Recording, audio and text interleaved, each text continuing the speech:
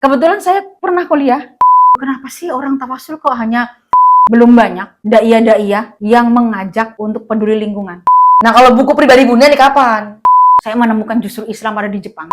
Bagian dari perjuangan, saya tidak akan menyepelekan hal seperti itu.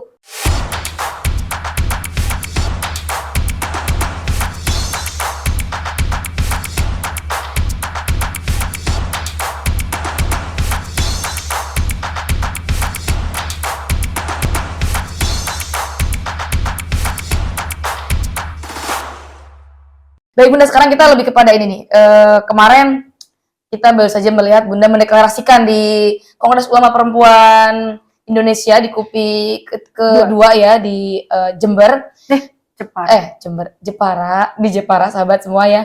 Nah, dan juga Bunda jauh sebelum kegiatan penyelenggaraan KUPI itu sudah setiap hari mengirimkan artikel-artikel tulisan Bunda. Ini mungkin sahabat-sahabat podcast informasi juga bahwa Bunda itu sekarang rajin sekali menulis. Mungkin ada bakat yang kayaknya lama terpendam, tiba-tiba seperti membuncah gitu ya. Wah, Bunda nih sangat produktif tiap hari nge-share tulisan, tiap hari nge-share artikel tulisan mengenai bagaimana seorang perempuan, dan bagaimana tentang kebersihan juga, tentang lingkungan hidup, dan banyak artikel-artikel menarik yang Bunda sering tuliskan di Mubadalah itu ya, di blognya Mubadalah. Dan Bunda mungkin bisa bercerita dari mana nih Bunda nih bisa dapat inspirasi menulis, kemudian kira-kira bakat dari siapa nih nurunnya nih menulis itu? Silakan bercerita. Alhamdulillah ya. Apakah harus dari bakat? Apakah harus dari gen? Kebetulan saya pernah kuliah itu di jurusan Bahasa Indonesia dan Sastra Indonesia. Mungkin dari situ saya kepancingnya. Mungkin dari situ lama sih ya. Kemudian belajar nulis tulisan populer dan tulisan artikel ya terus gitu ya. Kemudian sempat berhenti gitu. Dan saya ikut aktif di kegiatan LSM Fahmina. Di situ memang lingkungannya sangat nyaman sekali. Saya merasa diorangkan, ya dimanapun diorangkan, tetapi merasa dianggap ada, didengar, dan saya menemukan kayak inilah tempat ternyaman. Saya banyak didengar ketika berpendapat, ketika memiliki ide-ide gitu. Jadi akhirnya kemudian ada pelatihan-pelatihan nulis gitu. Saya pikir pertama kali kirim tulisan, kemudian bentuk status dulu, status di Facebook, kemudian ada yang komen di inbox, tulisan itu bagus, silahkan ditulis lebih rapi lagi. Kapan lagi saya nulis status agak panjang, itu bagus kalau dikirim Mubadalah, seperti itu, awalnya seperti itu. Kemudian akhirnya kepancing untuk nulis gitu. Jadi saya pikir tulisan itu adalah sebuah unek-unek yang harus dikeluarkan. Jadi unek-unek yang ada dalam pikiran, kemudian saya tulis refleks aja, terutama waktu itu saya nulis tentang anak. Tentang anak, tentang perempuan. Gitu. Berapa lama tuh Bunda kira-kira kalau proses menulis itu? Dapat idenya, inspirasi buat tulis, kemudian? Kadang-kadang sebenarnya ide yang lama sekali, kayak menumpuk di kepala. Lama sekali. Tapi kemudian ada momen kemudian saya ketulis gitu. Status itu kan kayak tulisan-tulisan refleks gitu ya. Bunda tuh nulisnya pakai media apa tuh Bunda? Pakai kertas pulpen atau pakai? Saya jujur pakai kertas dulu. Kemudian taruh sini taruh di HP, di catatan. Kemudian nggak pas, tulis lagi. Saya emang bukan Gen Z, bukan milenial ya, jadi lebih terbiasa buku dan nulis gitu. Baru kemudian dipindah. Dan sahabat podcast semua, ini sampai kemudian masyhur banget. Bunda tuh pernah membuat tawasul Mubadalah, ya kemudian sangat-sangat populer, diketahui oleh banyak orang, sehingga setiap nyai, setiap tokoh-tokoh ketika memulai perbincangan, memulai acara, memulai pengajian, Fatihah tawasulnya tidak hanya untuk para ulama-ulama laki-laki yang biasanya laki-laki, tapi juga Bunda kemudian dengan tawasul yang Bunda buatkan, tuliskan dan menyebar ke seantero Indonesia ini digunakan oleh banyak orang. Kira-kira bagaimana asal-usulnya itu Bunda sampai kemudian menuliskan tawasul untuk para ummahatul mukminin, para ulama perempuan itu? Ya dari pengalaman dulu, kenapa sih orang tawasul kok hanya misalnya ya menyebutkan kiai, nama kiai misalnya Kiai Muhammad wa zaujatihi. Kemudian saya ketemu orangnya, namanya siapa ya zaujahnya? Wah, nggak tahu tuh. Karena Sekayak seringnya Iya. dari istrinya aja gitu ya. Jadi saya kenapa sih ketika menyebut istrinya, kemudian ditanya istrinya namanya nggak Tidak tahu. ikhlas disebutkan Iya. namanya. Kenapa tidak harus, bukan saya tidak mikir jauh kemudian ini perempuan memiliki andil atau tidak, atau kemudian jadi seorang yang berpengetahuan atau tidak. Pokoknya kenapa tidak disebut namanya gitu loh. Jadi akhirnya saya tiba-tiba punya ide seperti itu. Waktu itu dikasih mandat untuk membacakan tawasul di acara Fahmina juga. Kemudian saya akhirnya punya ide seperti itu, kemudian diapresiasi oleh tokoh perempuan, Kiai Husein, Kiai Fakih, dan Kiai Marzuki dan yang lainnya. Saya nggak terasa Mengalir gitu aja ya. karena dari awal gitu setiap kali menyebut wa zaujatihi, saya pikir ya Kiai Muhammad, misalnya ila ruhi Kiai Muhammad wa zaujatihi, nyai siapa gitu loh. Maka akhirnya banyak sebenarnya orang tahu bin-binnya siapa, bapaknya, kakeknya dan mbah kakungnya, tapi tidak tahu siapa nama mbah putrinya, siapa nama nenek moyangnya jalur perempuan gitu ya Bunda ya. Karena saya pikir ketika ada misalnya ya ada orang soleh atau orang yang alim, baik itu laki-laki maupun perempuan gitu. Ini anaknya siapa ya? Kemudian setelah anaknya tuh ibunya siapa ya? Karena pasti ini anak bisa jadi bagus dari mulai didikan masih di dalam kandungan. Ibunya siapa, baru bapaknya siapa. Saya paling protes kemudian, wah ini anaknya Kiai Eno, buyanya siapa ya? Kok apa namanya? Nggak mengingat ini yang melahirkan, yang mengandung siapa sih? Gitu deh. Tapi saya nggak kerasa bahwa hal itu kemudian menjadi viral. Ya, nggak ngerti saya. Sahabat keluarga, saya mau tahu tawasulnya bisa dicek deh. Tawasul Mubadalah, di searching di Google ya teman-teman. Itu sudah sangat-sangat viral di seluruh penjuru Nusantara ini. Lah Bunda, kira-kira nih kemudian kan Bunda rajin nulis, sangat produktif menulis. Kemarin juga launching buku ya Bunda ya. Launching buku mengenai dakwah ekologi. Kira-kira bisa ceritakan dikit nggak? Apa tuh dakwah ekologi itu? Dakwah tentang panduan dakwah untuk daiyah tentang ekologi, ya kesemestaan, ya, lingkungan, apa namanya, sungai, laut, hutan, udara, gitu. Ya karena waktu itu kami satu tim ya. Oh, jadi berarti buku dakwah ekologi ini satu tim ya? Iya, satu tim. Dibuat oleh tim. Jadi awalnya tim banyak, kemudian diperkecil lagi, diperkecil lagi menjadi 4 orang. Itu lah Mbak Viro, kemudian Mbak Listia Subroto, penulis juga, kemudian ada teman laki-laki Ahmad Ashraf gitu, kemudian saya sendiri. Ya karena waktu itu kita konsen tentang menjaga kelestarian lingkungan.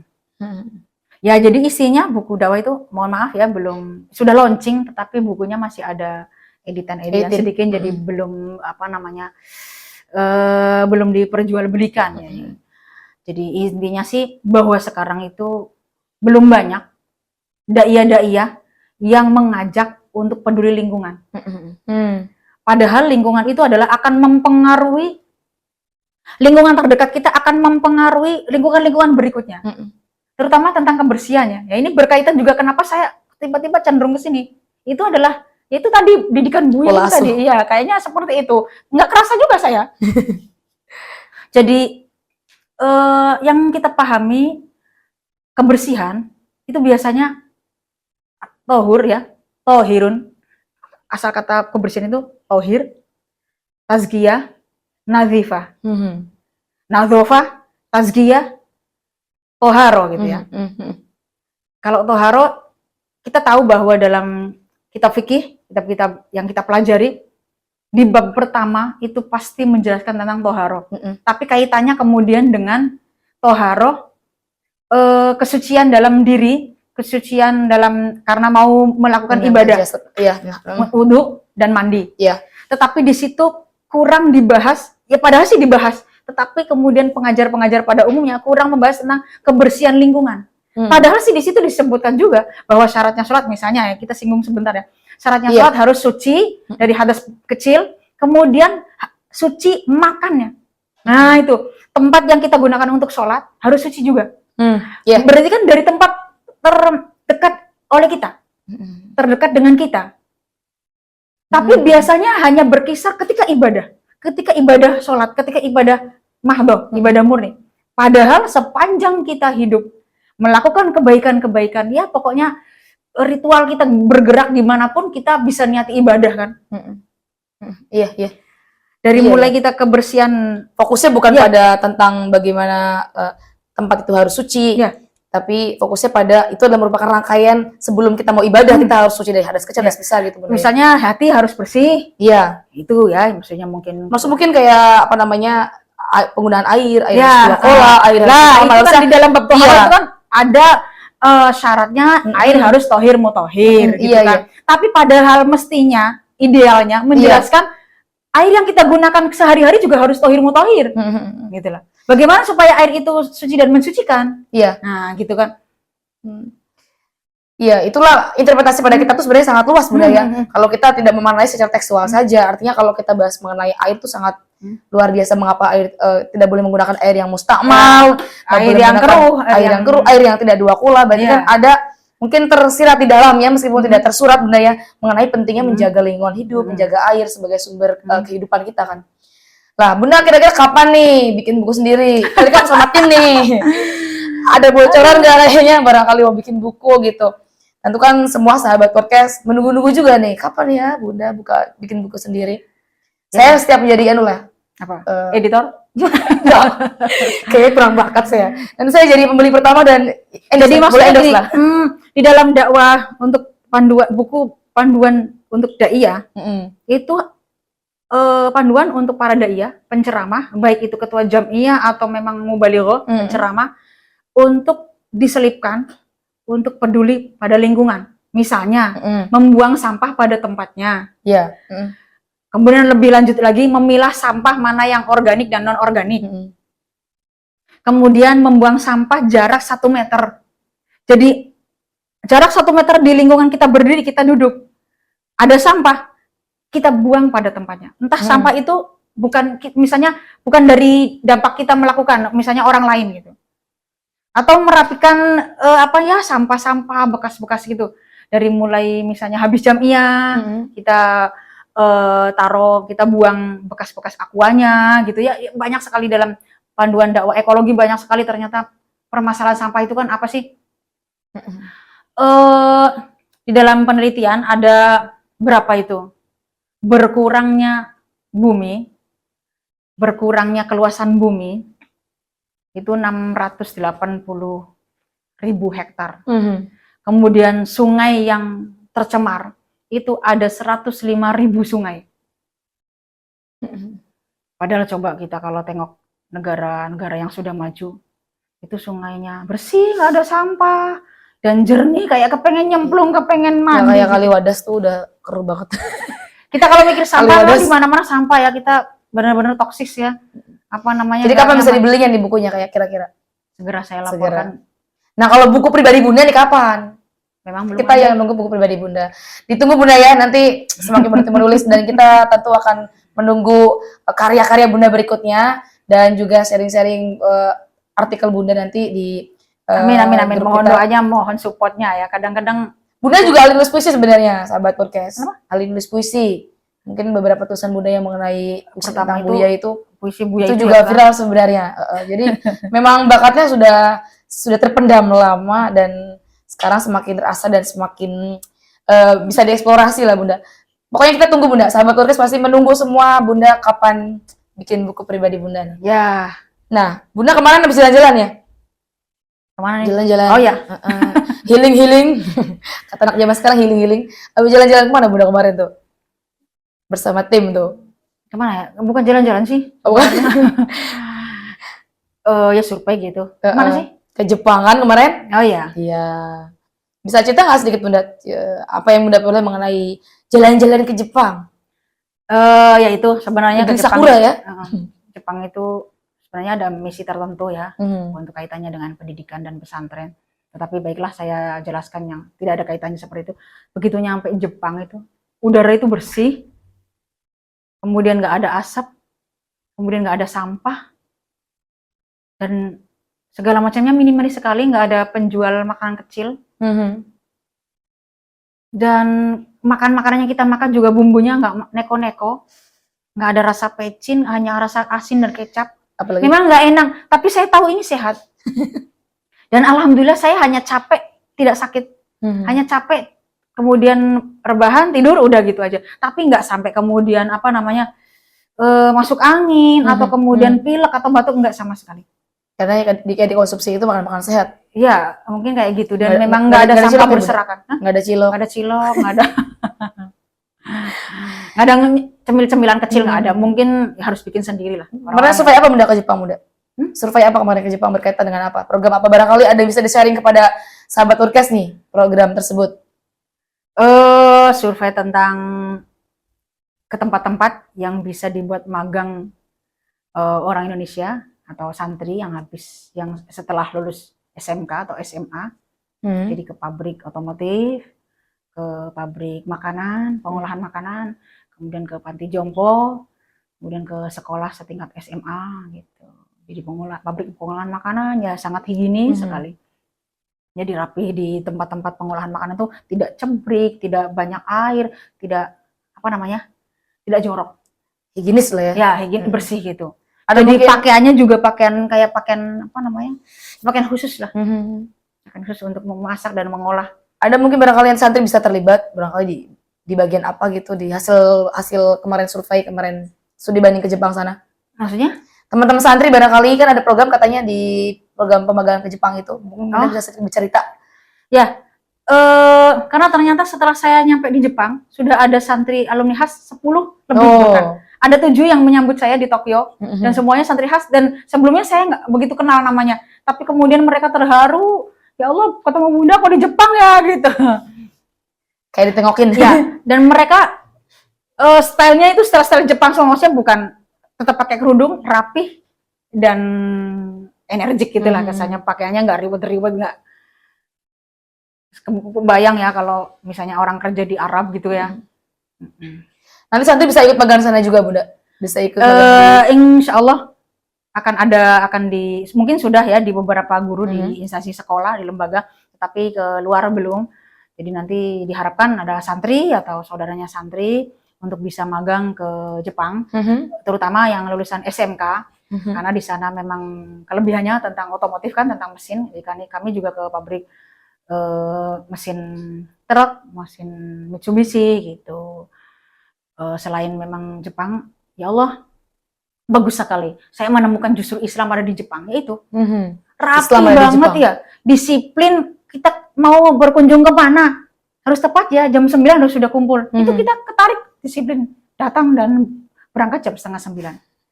Misalnya kemudian ibu-ibu ini sampahnya dibuang ya, dibuang di wadah sampah gitu. Kemudian kita bawa sampah, tidak kemudian membuang sembarangan. Kita pegang sampah itu sampai ketemu bak sampah. Hal-hal seperti itu. Saya menemukan, makanya menemukan Islam di Jepang. Padahal di Jepang negara non-muslim ya, istilahnya minoritas muslim lah. Masjid saja saya nggak dengar suara adzan. Gimana tuh pengalaman Bunda kalau mau sholat ibadah gimana? Ya kan ada ada aplikasi waktu ya, waktu sholat di Jepang. Nggak barangkali ini lihat bagaimana perputaran matahari? Ternyata kesulitan kita sudah.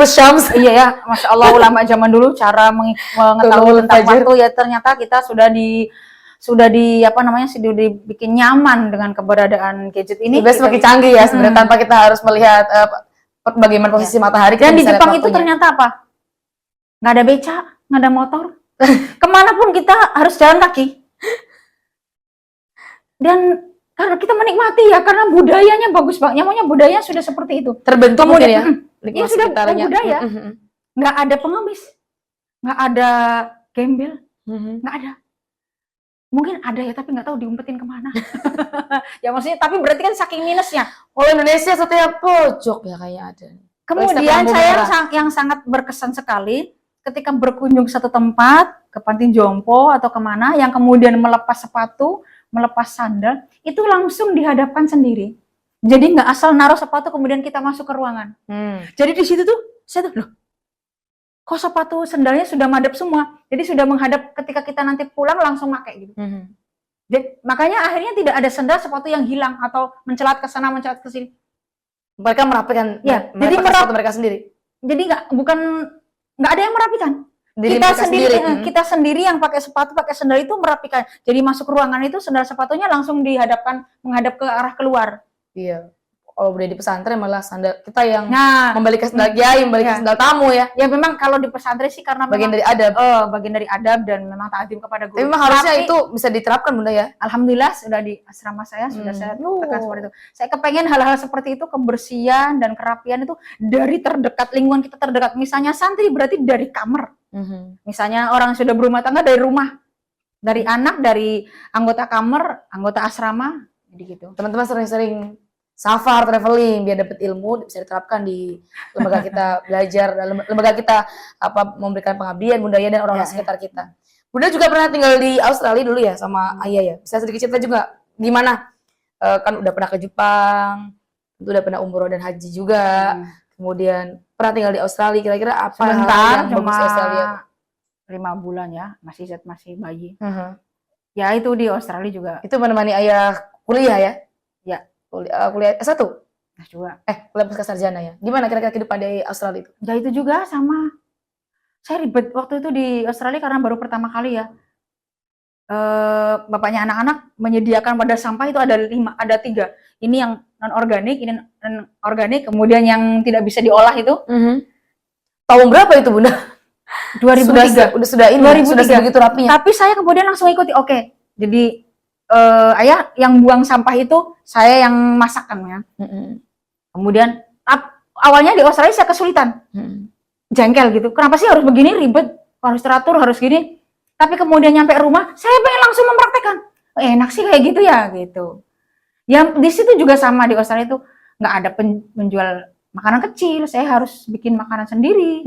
Untuk bayi juga harus masak sendiri gitu. Nggak ada orang yang melanggar lampu merah, bahkan harus dihindari karena ada kamera otomatis ketika melanggar nanti terpotret, kemudian akan di-share di media, kemudian akan diumumkan ini ngelanggar, jadi pelanggarannya berapa juta. Ini ya, punishment-nya, hukumannya juga terasa, jadi orang juga berhati-hati banget. Waktu itu sempat bapaknya anak-anak, minggu depannya dia buru-buru nyari koran. Kenapa sih nyari koran? Sepertinya kemarin saya ngelanggar. Ada lampu merah, saya terus saja. Khawatir nomor mobil, plat polisinya ada di koran gitu. Ternyata nggak ada. Oh berarti enggak. Sempat ketakutan seperti itu karena dendaannya gede. Bagi seorang student. Jadi ada sanksi moral disebarkan di media. Jadi selain ada sanksi juga memang ada sanksi, budayanya sudah disiplin sih. Mobil berasap, mobil kemudian yang sudah tua itu kan apa sih? Knalpotnya itu kan ngebul gitu ya. Bunyi itu ditegur oleh pengendara-pengendara yang lain. Di Indonesia banyak banget motor Vespa yang bunyinya berem itu. Bunda mungkin bisa minum dulu barangkali haus. Kita terima kasih. Mati air putih dulu nih. Bismillah.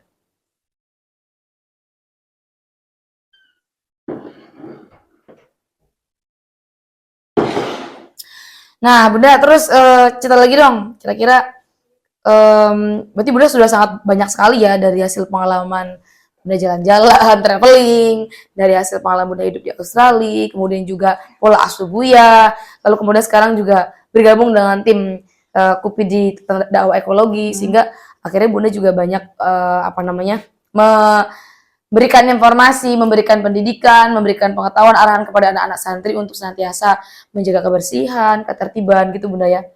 Nah, Bunda berarti itu juga membuat aturan-aturan tertentu ya di asrama Bunda? Ya, ya itu tentang kira-kira apa yang bisa di-sharing nih ke barangkali ada pengampu pengalaman pesantren lainnya yang kira-kira bisa di-sharing dan bisa diaplikasikan juga. Memang sudah ada rencana untuk bukan berdiskusi sih ya, langsung aja mengumpulkan semua ketua asrama untuk memperbaiki tentang menjaga lingkungan di asramanya masing-masing. Cuman belum fokus banget gitu karena sepertinya masih agak ada beberapa kesulitan. Tapi saya sering ketika ngaji bersama dengan asrama yang isinya dengan asrama yang banyak di asrama pondok khas gitu, sering saya suruh mengajak untuk peduli lingkungan, untuk peduli di sekitar kita bahwa membuang sampah pada tempatnya, terutama kayak gitu ya. Karena sampah itu membuat kita tidak nyaman, tidur tidak nyaman, makan tidak nyaman, belajar tidak nyaman, bau, dan terutama itu hasil saya diskusi dengan KUPI itu sangat mengganggu dan merusak kesehatan perempuan. Organ reproduksi ya. Organ produksinya akan Terganggu karena ada lingkungan yang beberapa tidak sehat. yang mengatakan bahwa penyebabnya dari sampah gitu. Ya memang jelas sih ya, kita di Qur'annya apa jelaskan ya, wala tufsidu fil ardi ba'da islahiha gitu, janganlah kamu merusak di atas bumi ini setelah Allah memperbaikinya gitu. Apa namanya? Atau biasanya kita sering ada jargon an-nadzafatu minal iman gitu ya, tapi kayaknya hanya di lisan saja. Enggak, udah sudah tidak apa namanya, sudah tidak pas lagi gitu. Hanya buat yang di dinding, Bunda, an-nadzafatu minal iman. Nah, makanya saya sekarang, karena di asrama-asrama atau di pesantren itu adalah stakeholder dan teladan, paling fokus itu adalah kiai dan nyai. Saya sekarang membuat atau membuat quote-quote-nya dawu-dawu kiai dan nyai yang mengajak tentang kepeduli lingkungan. Misalnya tadi dawuhnya Buya, santri jangan kelemar-kelemar, kalau ada sampah dibuang pada tempatnya. Misalnya dawu Ki Akil. Kemudian apa? Bahwa bersih lingkungan termasuk membersihkan hati juga, gitu. Gitu-gitulah. Jadi saya pasang di beberapa tembok yang strategis. Itu, Masya Allah, bagian dari perjuangan. Saya tidak akan menyepelekan hal seperti itu. Karena saya bisanya seperti itu, dari terkecil di ruang kecil saya. Sekarang fokus dakwah Bunda lagi bagaimana kira-kira lingkungan sekitar Bunda, terutama rumah, asrama menjadi bersih. Saya pikir santri, baik laki-laki maupun perempuan, itu bisa menjadi agen yang strategis di dalam mengajak peduli lingkungan. Iya. Kenapa? Santri dan nyai dan kiai ya. Maksudnya santri itu pasti patuh ada nyai dan kiai. Kemudian setelah santri itu kan jumlahnya banyak, akan pulang ke rumah masing-masing. Betul. Itu akan menjadi agen untuk dalam mengajak kepada keluarganya, kepada lingkungan sekitarnya. Betul. Bunda, ada ini nggak pesan-pesan penting untuk santri putri berkaitan mungkin dengan kehidupan atau dengan kebersihan lingkungan hidup, atau apa kira-kira untuk teman-teman santri? Terutama untuk santri putri ya, jangan berkecil hati menjadi sosok perempuan. Saya dulu sempat, enakan jadi laki-laki ya. Saya sempat kayak protes waktu melahirkan anak pertama yang perempuan. Saya nangis. Wah, ini bakal seperti saya lagi. Tapi kemudian berjalannya waktu, saya tidak perlu seperti itu. Saya cukup bangga menjadi perempuan. Karena ternyata perempuan adalah, yaitu, energi terbesar di keluarga itu ternyata ibu. Ibu itu kan perempuan. Coba kalau ibu sakit, semuanya pekerjaan agak terbengkalai. Kalau bapak sakit sih, ibu bisa melayani. Tapi kalau ibu sakit, ya, makanya sekarang bapak-bapak juga harus peduli dong sama ibu. Jangan berkecil hati menjadi santri perempuan, teruslah belajar. Saya sekarang menekankan moto dalam hidup saya, jangan satu hari atau setiap hari, jangan lepas dari membaca buku dan mencintai. Mencintai itu adalah peduli, sadar, penuh kesadaran, peka. Ya, misalnya peka kepada teman, misalnya santri peka kepada lingkungan, dalam kebersihan, dalam kebersamaan bermitra dengan teman-teman santri. Dan membaca, bisa membaca buku, membaca kitab, pokoknya membaca. Jangan lepas dari membaca dan juga mencintai. Oke. Itu tadi kisah tentang kehidupan Bunda dan tentang perjuangan Bunda mengenai banyak hal dari masih kehidupan. Panjang ya, karena saya masih muda. Waktunya ini 1 jam tuh kayak kurang banget ya. Ini juga kita tahu semua Bunda juga salah satu dari ketua bidang dakwah di PCI Fatayat NU Kabupaten Cirebon. Ini juga kemarin viral Bunda karena selama 2 tahun ini kita menyelenggarakan kegiatan Bunda dari PCI Fatayat NU Kabupaten Cirebon menyelenggarakan kegiatan dakwah online dengan ngaji online tuh di bulan Ramadan itu juga cukup viral di tengah masyarakat dan banyak yang nge-repost, banyak yang nonton sampai puluhan ribu orang. Bahkan pertama kali Kabupaten Cirebon menjadi pioner, menjadi perintis ngaji online di pandemi itu. Kemudian baru caranya tepat Bunda di Facebook karena kan akun Facebook kan banyaknya sebenarnya. Kemudian tahun depannya masih pandemi kan baru kabupaten-kabupaten yang lainnya. Ya, jadi menjadi perintis awal dan menjadi inspirasi juga buat banyak orang. Karena kita timnya solid dan satu tujuan untuk memberikan kemanfaatan yang seluas-luasnya. Oke Bunda, terima kasih banyak untuk sharing-sharingnya. Sama-sama. Dan terus Aduh. menginspirasi, terus produktif dan terus Amin, memberikan amin, banyak amin, amin. kebaikan Doakan untuk saya kita sehat. semua. Amin. Sehat, panjang umur dan Amin, terus amin. produktif, terus berkarya. Kita akan tunggu launching-launching karya-karya dan ide-ide yang lebih luar biasa dari ini yang akan keluar dari Bunda Tuatila. Amin, Oke, sahabat podcast, itulah tadi bincang-bincang kita di podcast hari ini. Sampai berjumpa di podcast berikutnya. Sahabat podcast, jangan lupa untuk like, kemudian subscribe akun YouTube Haskempek, juga semua akun-akun medsos Haskempek dari mulai akun Facebook dan Instagramnya. Kemudian jangan lupa share yang banyak ke keluarga, saudara, ke semua grup WhatsApp, dikirimin agar kita semakin bisa mendengar banyak inspirasi dan mendapatkan banyak ilmu, menyebarluaskan informasi ini menjadi informasi yang baik dan bermanfaat untuk banyak orang. Oke, sahabat podcast, saya Naca Barnami, mohon maaf dan undur diri. Terima kasih Bunda Tuatila. Sampai Terima bertemu kasih. di podcast berikutnya, jangan bosan gitu ya. Dan kita tunggu kira-kira minggu depan siapa tamu kita ya. Oke, assalamualaikum warahmatullahi wabarakatuh. Terima kasih. Waalaikumsalam.